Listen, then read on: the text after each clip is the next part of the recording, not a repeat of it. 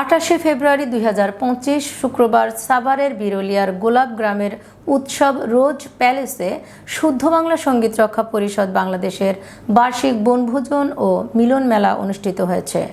আমাদের staff reporter Rabeya Sultana জানান, বিরুলিয়ার গোলাপ গ্রামের গোলাপের ঘ্রাণ যেন মন মাতিয়ে দিয়েছিল শুদ্ধ বাংলা সঙ্গীত রক্ষা পরিষদ বাংলাদেশের যন্ত্রশিল্পী, কণ্ঠশিল্পী, সুরকার, গীতিকার, সঙ্গীত পরিচালকদের।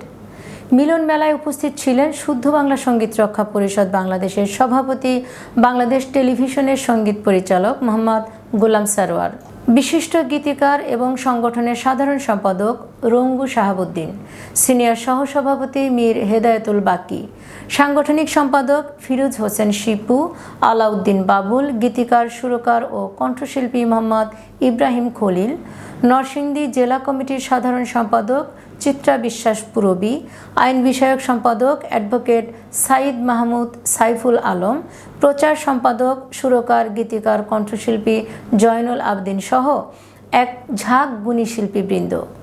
মিলন মেলায় সভাপতি গোলাম সারোয়ার সংগঠনের সকল সদস্যদের ধন্যবাদ দেন এবং সঙ্গীতের বিকৃতি রোধে সবাইকে একসাথে কাজ করার আহ্বান জানান। আজকে এখানে এসে কি ভালো লেগেছে? সবার অনেক মজা হয়েছে, অনেক ভালো লেগেছে।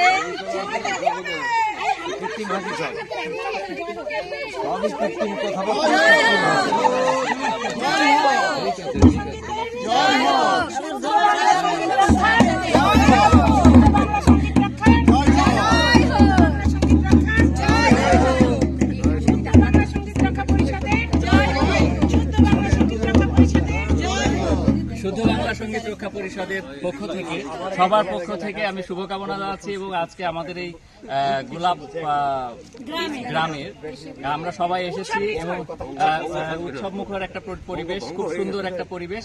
ইনশাল্লাহ আমরা এই পরিবেশে সবাই যারা এসেছি তাদের সবারই ভালো লাগা কাজ করেছে এবং ভালো লাগছে। অলরেডি আমরা শুরু করছি আমাদের আজকের সারাদিনের যাত্রা। তো শুরুতেই আমরা খুব পুলকিত এবং আনন্দিত। সবাইকে অনেক অনেক ধন্যবাদ, সেই সাথে কর্তৃপক্ষের সবাইকে অনেক ধন্যবাদ।